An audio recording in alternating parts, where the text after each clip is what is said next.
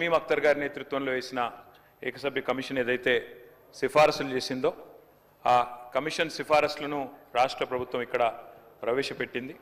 ఆ సిఫారసులకు ముందుగా అధ్యక్ష మొదటి నుంచి ఈ రోజు కాదు అధ్యక్ష, ఒక ప్రజాస్వామిక ఉద్యమంగా మలిదశ తెలంగాణ ఉద్యమానికి నాయకత్వం వహించిన పార్టీగా టీఆర్ఎస్ పార్టీ మొదటి నుంచి కూడా ఎస్సీ వర్గీకరణ అంశంలో చాలా స్పష్టంగా ఉన్నది. సంపూర్ణమైన మద్దతు 2001 నుంచి చెప్తూనే వస్తున్నది.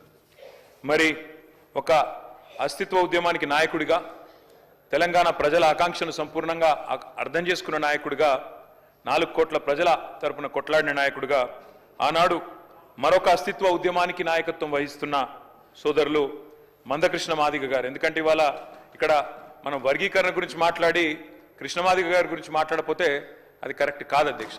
తప్పకుండా ఈ సభ కృష్ణమాదిగ గారికి, అదేవిధంగా వారితో పాటు పోరాడి అసూలు బాసిన అమరులకు కూడా మనం తప్పకుండా వారిని గుర్తు చేసుకోవాలని చెప్పి కూడా చెబుతూ, ఆనాడు ఎంఆర్పిఎస్ కానీ, తర్వాత టీఎంఆర్పిఎస్ కానీ, ఇతర సంఘాలు కానీ, ప్రజా సంఘాలు కానీ, సంస్థలు, వ్యక్తులు వారు చేసిన ప్రతి పోరాటానికి ఆనాడు కేసీఆర్ గారు ఉద్యమ నాయకుడిగా అండగా నిలబడ్డారు. ఆ తర్వాత 2014వ సంవత్సరంలో తెలంగాణ రాష్ట్రం ఏర్పడ్డ తర్వాత ముఖ్యమంత్రిగా అధ్యక్ష ఇప్పుడేదో ప్రభుత్వం నుంచి ఏదో చెప్పే ప్రయత్నం చేసినారు. మేమేదో వర్గీకరణ విషయంలో వారేదో పోరాడితే మేము చిత్రీకరించే ఒక కుయుక్తిని కొంత ప్రయత్నం చేశారు ప్రభుత్వం. మీరు పాజిటివ్ దృక్పథంతో అడిగితే పాజిటివ్ సజెషన్స్ చెప్తాం అధ్యక్ష, కానీ వాస్తవాలను మార్చలేరు, ఎందుకంటే ఇది assembly record.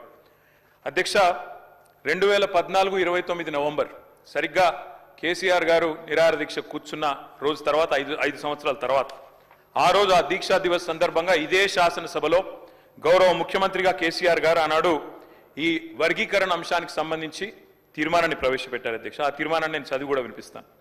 This House supports the policy of categorization of scheduled castes to ensure equitable distribution of statutory benefits as per their population and their relative backwardness, and resolves to request the Government of India to bring in necessary amendment to the Constitution of India to give effect to the same. అంటే అవసరమైతే రాజ్యాంగ సవరణ చేసైనా సరే SC వర్గీకరణకు నడుం బిగించండి అని ఏకగ్రీవ తీర్మానం చేసి ఆనాడు తెలంగాణ రాష్ట్ర ముఖ్యమంత్రిగా కేసీఆర్ గారు కేవలం తీర్మానం చేసి చేతులు దులుపుకోలేదు అధ్యక్ష.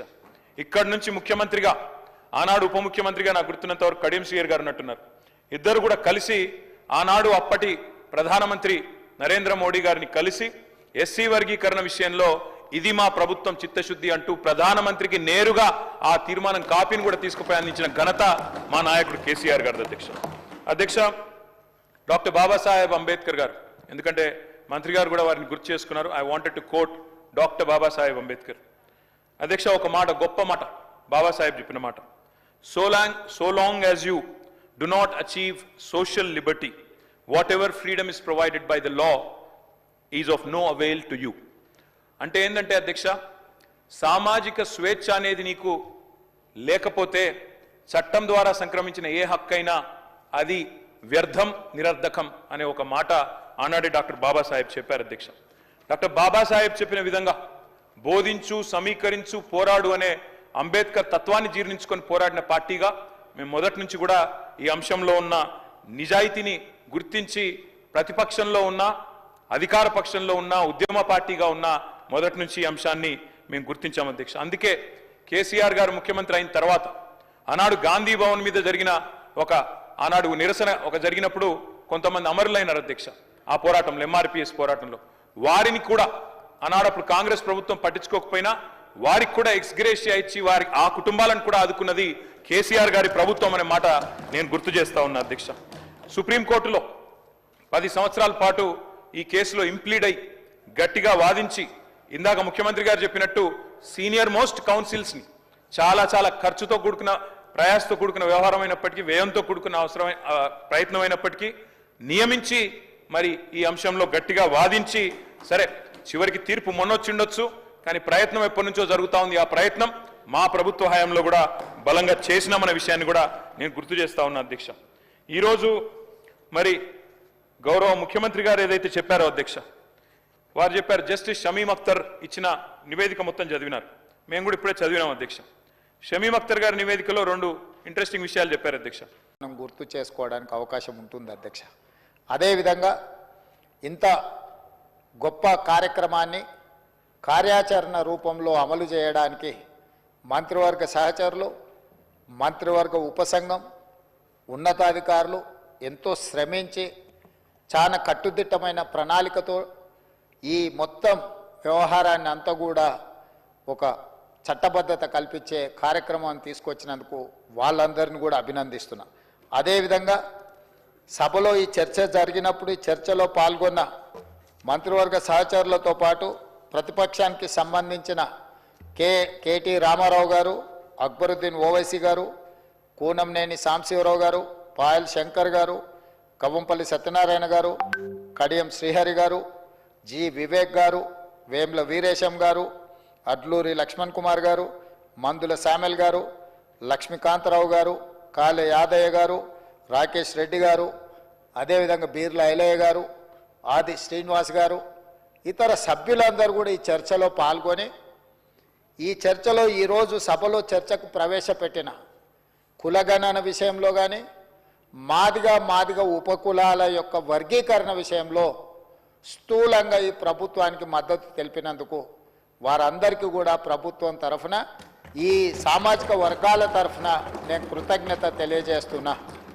సభ్యులందరూ విజ్ఞతను ప్రదర్శించి ఈ సమస్యను శాశ్వతంగా పరిష్కరించాలని, చాలా జటిలమైన సమస్యకు ఈ సభ ద్వారా పరిష్కారం చూపించడం జరిగింది. అధ్యక్ష, మీరు అధ్యక్షుడిగా ఉండి ఇంత ముఖ్యమైన కార్యాచరణను సభను సజావుగా నడిపించి సభ్యులందరికీ అవకాశం ఇచ్చి ఇందులో చర్చలో పాల్గొనే విధంగా ఈరోజు మనం ముందుకు వెళ్ళినాం.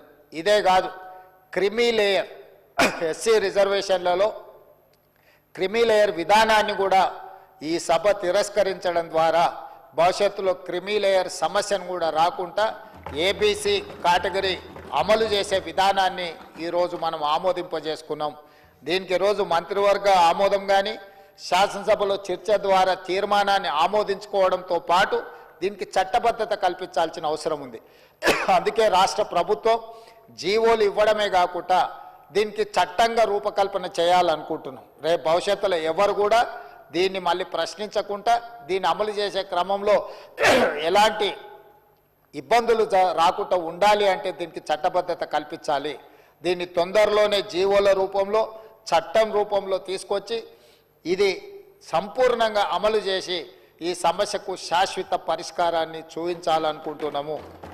ఇంతకాలం దీనికోసం పోరాటం చేసిన వాళ్ళు, ఈ పోరాటంలో చాలామంది ప్రాణాలు కోల్పోయిన వాళ్ళు కూడా ఉన్నారు. వాళ్ళందరికీ కూడా నా నివాళులు అర్పిస్తున్నా. వాళ్ళ కుటుంబాలకు కూడా నేను ఈరోజు ఈ రాష్ట్ర పెద్దగా, తెలంగాణ రాష్ట్ర ముఖ్యమంత్రిగా ఆ కుటుంబాల యొక్క త్యాగం వృధా పోదు.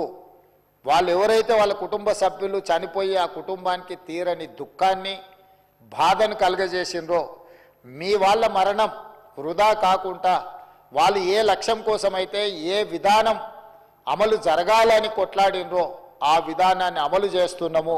ఇక ఎవరు కులగణన విషయంలో కానీ మాదిగ ఉపకులాల వర్గీకరణ విషయంలో కానీ ఎవరు ఎలాంటి త్యాగాలు చేయాల్సిన అవసరం లేదు.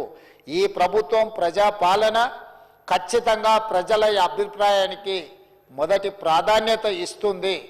రాష్ట్ర ప్రభుత్వం అమలు చేయడమే కాకుండా కులగణన విషయంలో కేంద్ర ప్రభుత్వం మీద ఒత్తిడి తీసుకొచ్చి రాబోయే ఈ భారతదేశంలో జనాభా లెక్కలు పెట్టేటప్పుడు అందులో కులగణనను కూడా చేర్చాలి.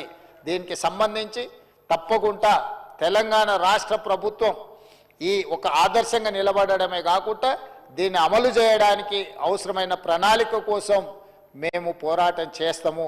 వాళ్ళ తరఫున నేను మాట ఇస్తున్నా, బలహీన వర్గాలకు సంబంధించిన కులగణన విషయంలోనే కాకుండా మాదిగ ఉపకులాల వర్గీకరణ ఇతర రాష్ట్రాలలో కూడా అమలు చేయడానికి అవసరమైన సహకారాన్ని తెలంగాణ రాష్ట్ర ప్రభుత్వం అందిస్తుంది.